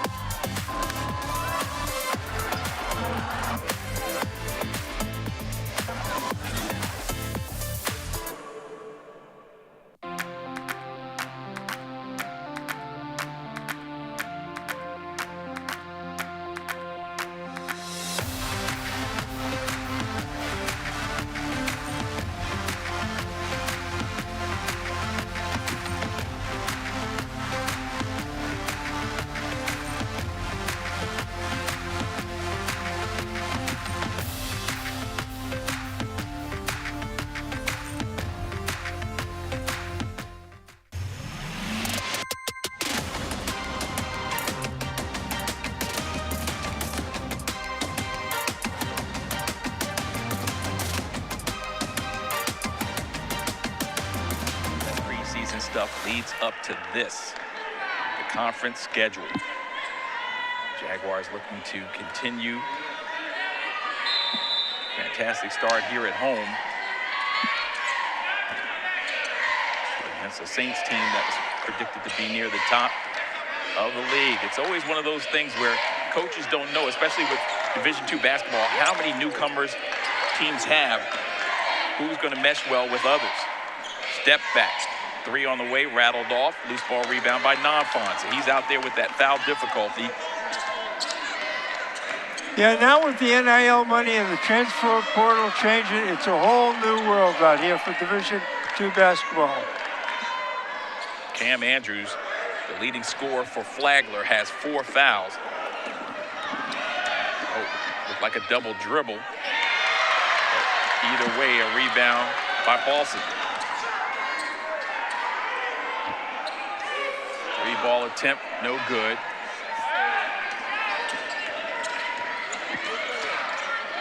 Donato in close. They get it down low. And Pashoa. You know, it's a timeout. It's a good time to talk about a basketball thing. That shot there was a distance shot. Nice spin move here. But that caused that move for Flagler. You shot it too early. You look at the clock, there's only 7 minutes left. You don't have to take a shot at the 2-second mark. And it doesn't have to be a 35-footer. So as a result, it was a deep rebound. Flagler goes down and gets a layup. Time and score. That's why, again, having veteran players on your team means so much. And the Jaguars, unfortunately, don't have one of the best players that remains on their team. He's out on the sidelines right now. That's Evan Joyner, the graduate student from North Carolina A&T. Transferred in last season, 6'7", played well throughout the year. Played in 27 of 30 games last season, averaging 6.5 points, 4 rebounds, had a season-high 18 points versus Buford, and 7 rebounds to boot, along with 5 block shots versus Flagler. So having him out here with that success year over year puts him in a position, but he's out with a hand injury. No substitute for experience. Get rid of it. Get rid of it. 10-second violation. Talked about experience. Here comes T.J. Baker. You can see the trap coming. Back up, throw to the man on the other side of the court. Don't go into the trap and fight the trap. Just back away from the trap.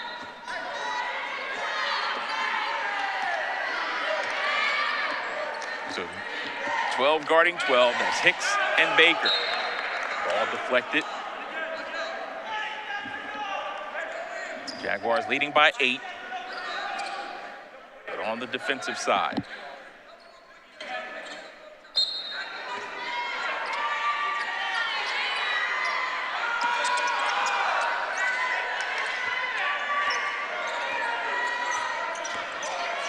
Double team.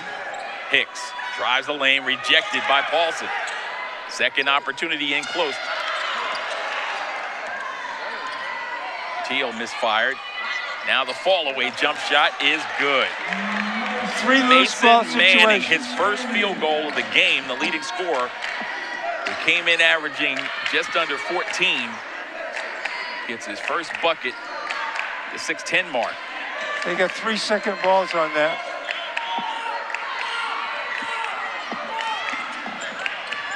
Nonfont spins inside, goes with the left-handed hook. It doesn't work. Back the other way. Looking to press the issue, looking for 3. He's got it.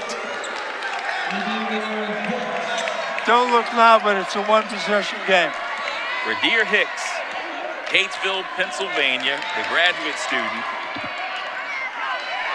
And now TJ feeling the pressure from Teal.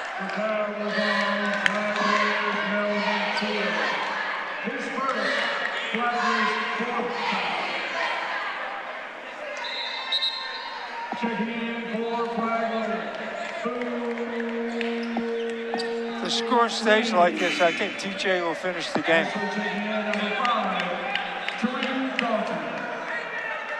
Reek Dalton comes back in, that is.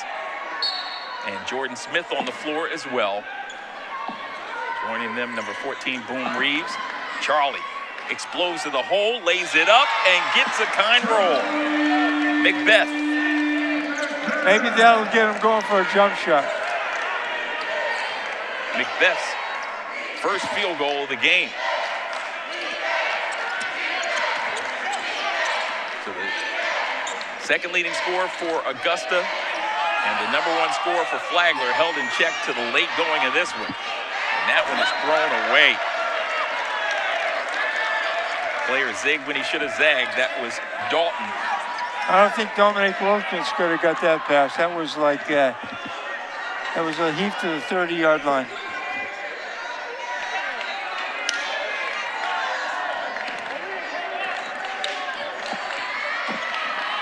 Baker throws it away.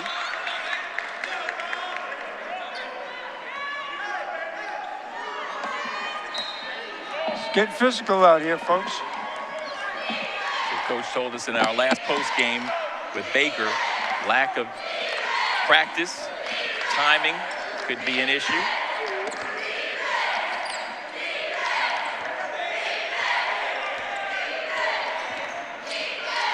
Five-point game. Turning the corner. How many steps do you get?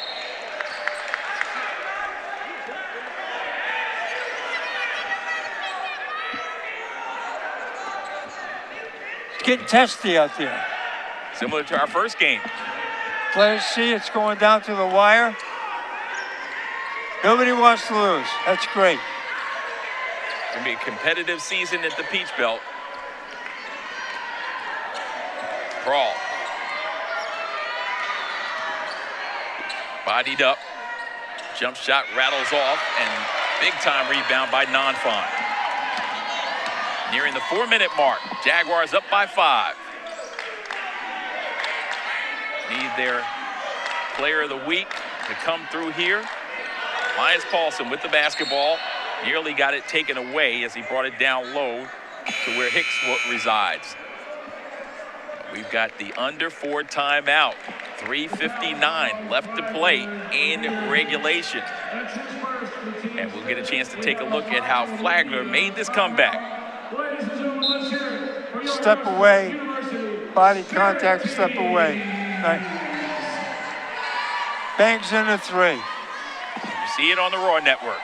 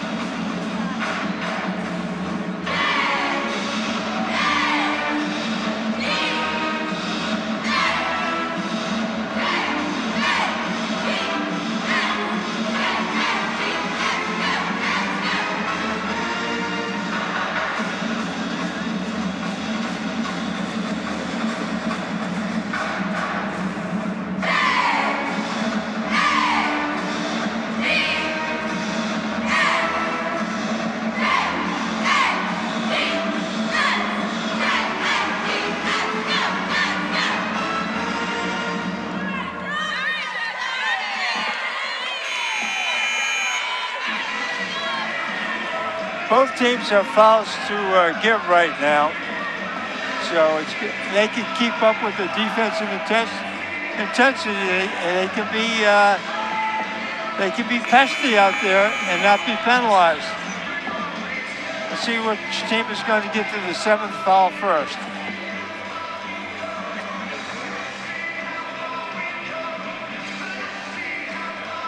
Charlie Macbeth set to trigger for the Jaguars. Just under 4 minutes left to go in the conference opener. Flagler out of St. Augustine, Florida, taking on Augusta University here inside the Christenberry Fieldhouse. Charlie Macbeth gets inside, and as he does, he's held. That'll be the 16th foul. One more. We got free throws. 1-and-1 situation. That was an isolation play for Charlie, and it worked to perfection. They just fouled him before he could get the shot off. Baker on the floor with Prawl, Macbeth, Nonfon, and Paulson for 3. Biggest basket of the game so far. Just talked about him stepping up. Now Flagler on the attack. Gets in close as Baker goes down for the third time in this contest. Fouls on Jaguars, T.J. Baker, his second. If they hold this lead going into 2 minutes to go, I think Rocket Rod will come back in and take some of the pressure off of TJ.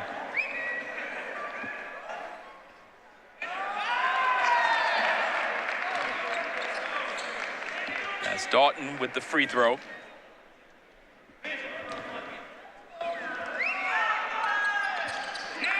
And he makes a pair.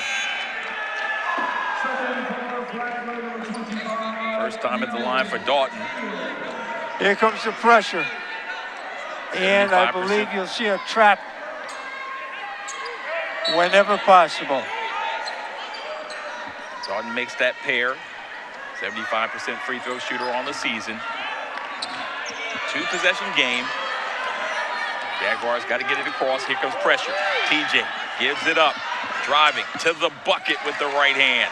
So I said whenever possible, you'll see a trap. Radir Hicks with another field goal.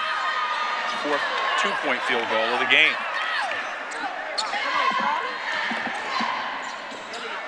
Ball deflected underneath. And here come the Saints. Trailing by 4. Trying to get to the basket on every possession. Get it down low to the big guy. He steps around. Good patience by the Saints on this possession. Here comes Manning. Trying to ward off Charlie. Bumps him once, twice. Throws it underhand. Referee's letting him play. Now Baker in the front court. Baker with the left-hand dribble.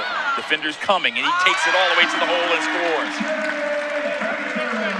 TJ Baker is back. Young man out of Tallahassee, Florida. Spin move. Hicks finds Teal.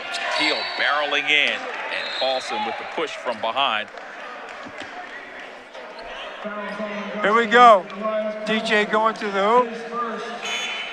Was not defended when he got close, and he laid it in. The steadying hand. He got caught on the trap one time. I'm surprised they got him on that. Melvin Teal Jr. at the line, 3 for 3. Has 9 points off the bench. He's been important for them. He's added physicality. He's been a tough cover because one of our tall, thinner guys has to guard him, and he's been a tough cover for them. Second player in double figures. He's been using his body and beating up a couple of our guys illegally. 10 points, 4 rebounds.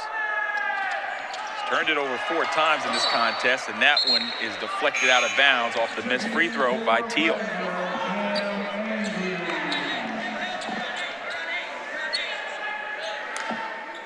And the next foul, Flagler's in a 1-on-1. Will Dip go into the 5 offense, 5 passes before a shot? We'll see. Got to get it inbounds first. Ooh. Elias crosses over. Elias aggressive. Got tripped from behind.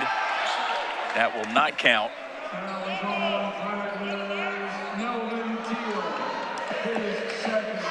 Here we go. Now, did you see contact there, or did his leg give out earlier? He got bumped on the thigh. On the thigh? Threw him off his moorings a little bit. Off balance. Needs these 2 here. These are 2 big free throws. Makes this one, it's a 3-possession game. 2 for 3 on the night.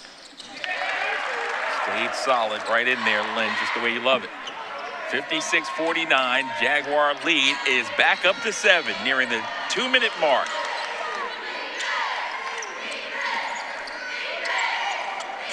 Coming around the horn is Hicks. Hicks, ball deflected off his body, he was able to regain. Now the drive, get inside. Off-balance pass to the left wing corner. Looking to turn, and he steps on the sideline. much to the chagrin of Coach Sullen and his coaching staff. Okay, TJ comes back in, so now they got 2 ball handlers in there. Trying to keep from making it a turnover here. Got the Rocket with the ball, TJ on the wing. Cam Andrews, the only player in foul difficulty, Lynn, with 4. Several players with 3. The Jaguars will hold on to the basketball. Shot clock at 12. TJ calls out the play. Charlie gives him the ball screen. Now he drives to the right side. Bounce pass into Nonfon. Perfect feed. Nonfon off balance. Didn't get it to fall. Got what they wanted, just didn't go in. Here's Andrews, leading scorer on his team. Driving the lane. Spins. Needs help. Plenty of time on the shot clock. Scott got the deflection. Now Hicks has it. Hicks shaking and dancing. Falling backwards as he does. He's in trouble. Turns and faces. Off the window, he scores.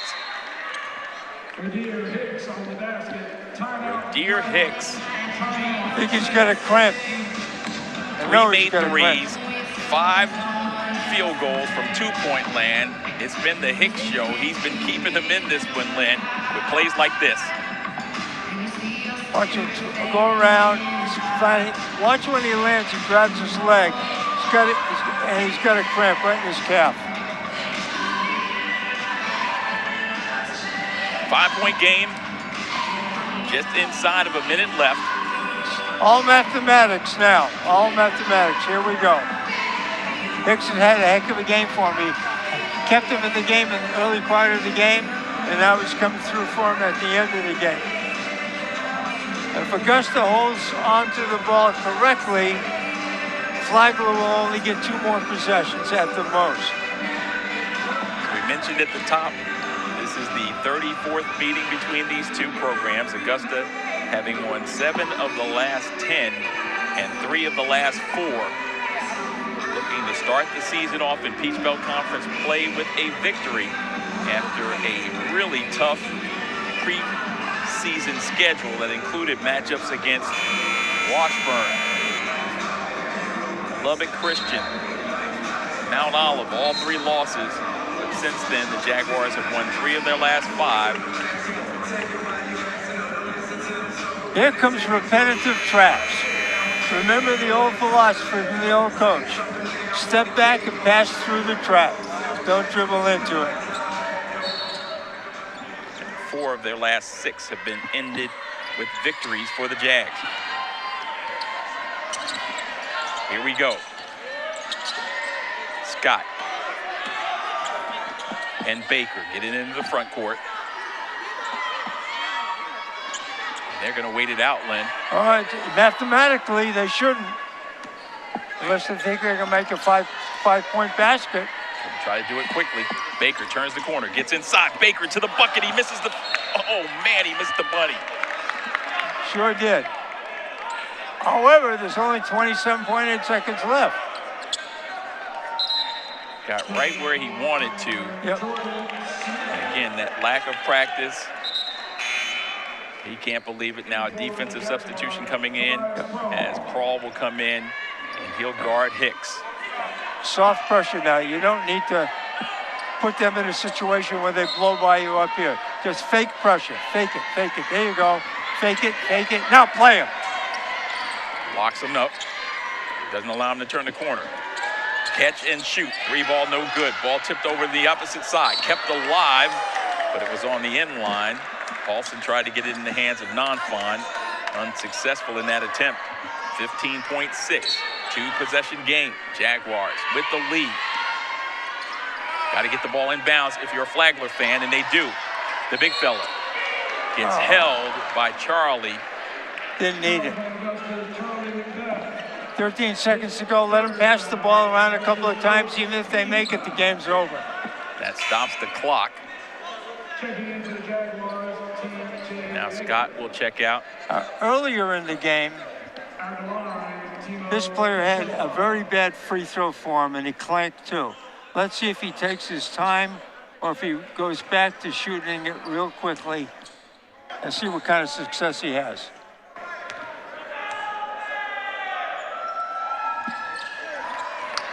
Knocks it down. Pessoa 0 for 2 at the free throw line before that make. Takes a breath. Knocks both of them down. Took his time. So Pessoa with 2 huge free throws. They'll go for a trap. If they don't get the trap, they'll foul immediately so they can get the ball back. 77% free throw shooter knocks down a pair. 1 possession game. Inbounds to Baker, and he gets fouled immediately with 11.8 seconds remaining.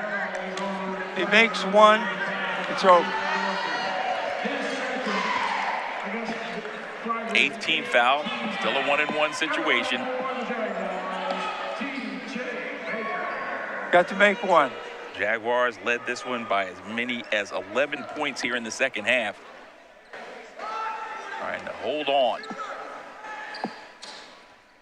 Oh, boy. Baker misses the front end, so they've got an opportunity to tie or take the lead on this possession. Crossing the timeline, it's Andrews.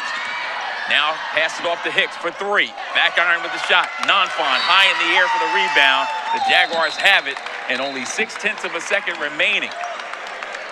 So they had the look they wanted. And Hicks, the hot hand in this contest, the only player on his squad in double figures. But look at that man-sized rebound by Nonfon.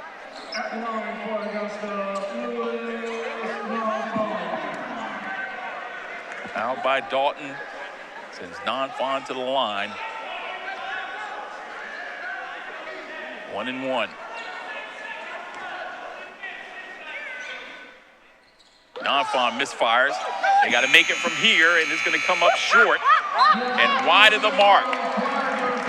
So Jaguars escape with a 56-53 victory and win their first game in the Peach Belt Conference, knocking off a very difficult opponent in Flagler. A win is a win. We'll take it. When we come back, Demetrius will join us for the post-game festivities. You're watching Augusta University basketball on the Roar Network.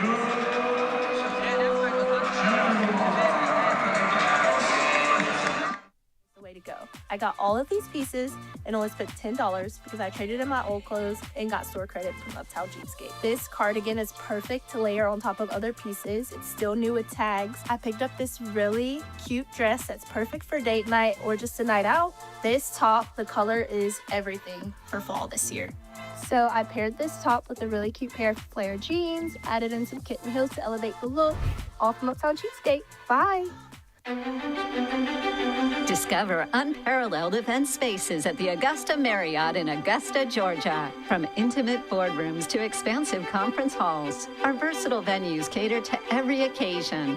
With dozens of modern, flexible rooms, state-of-the-art amenities, and dedicated event staff, we ensure your meetings, conventions, or celebrations are seamless and unforgettable. Host your next event at Augusta Marriott. Augustino's Italian Eatery and Prime Steaks is the perfect dining option 365 days a year. Conveniently connected to the Augusta Marriott lobby, the restaurant features an upscale Italian flair with USDA Prime Steaks, fresh seafood and more, an extensive wine collection, and the CSRA's largest selection of rare bourbons, whiskeys, and tequilas. From the elegant atmosphere to our renowned handmade pasta bar, there's something here to satisfy every guest, every meal, every time. Augustino's Italian Eatery and Prime Steaks.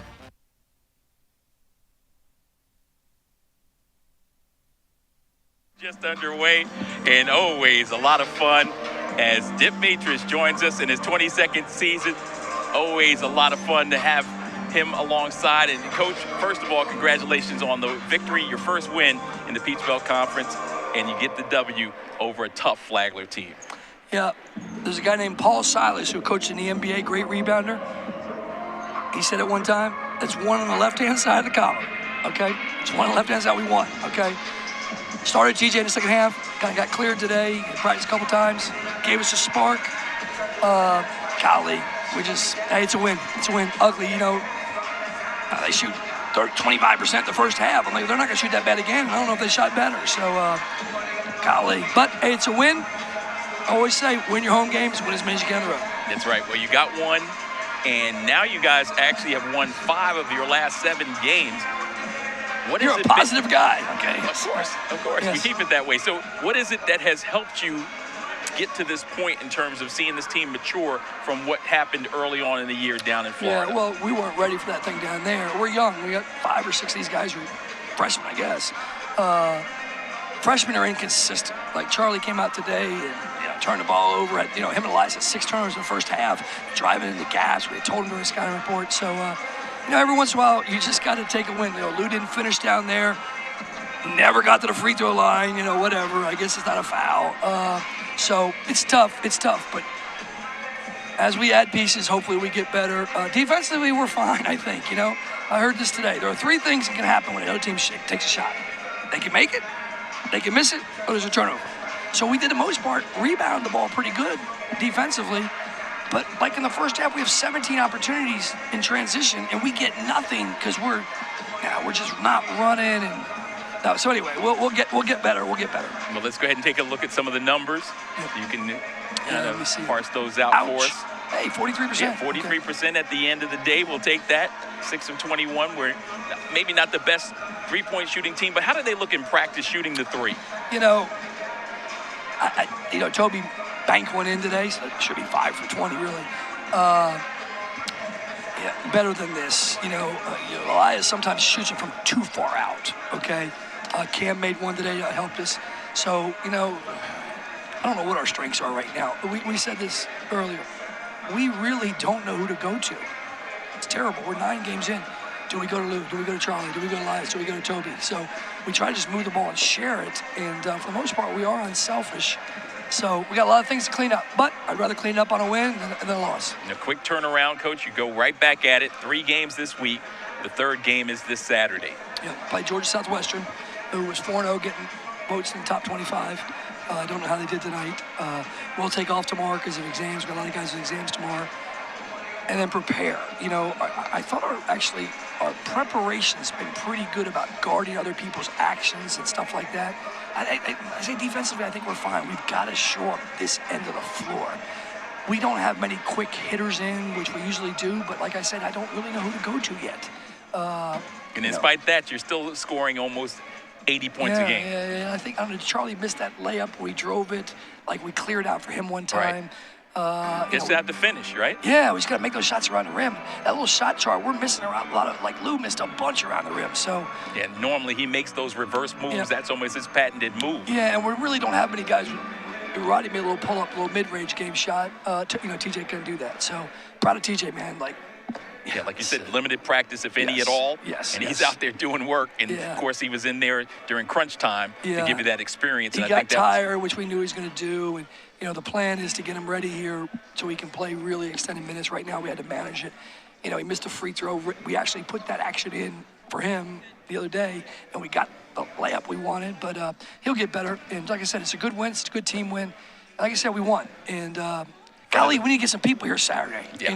Golly, we need to get some people in this joint. Okay. So again, we appreciate the box faculty up and there staff. Is full. Okay, I know. Yes, the faculty and staff were here today, and they've got their appreciation. And we look forward to appreciating all the fans that can come out on Saturday to watch this team as well as the women's team. They'll be in action against Georgia Southwestern. Congratulations again, Coach, on the victory. All right. We look forward to seeing you again on Saturday and talking to you after the contest.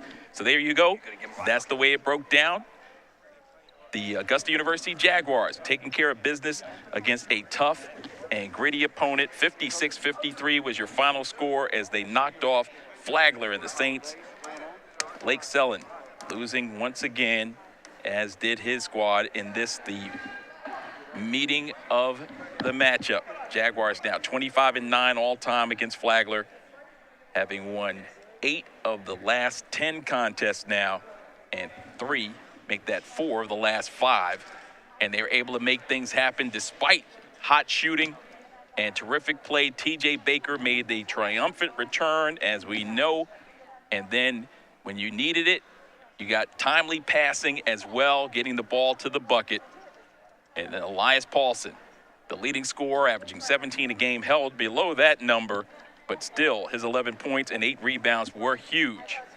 As you see him work and work again, this time with the left hand, making it happen. This has been an exclusive coverage of the Peach Belt Conference right here on the Roar Network. Special thanks goes out to our hardworking staff who made this thing possible. For Lenny Carlson and everybody associated, we want to thank you so much. Good night, and God bless everyone.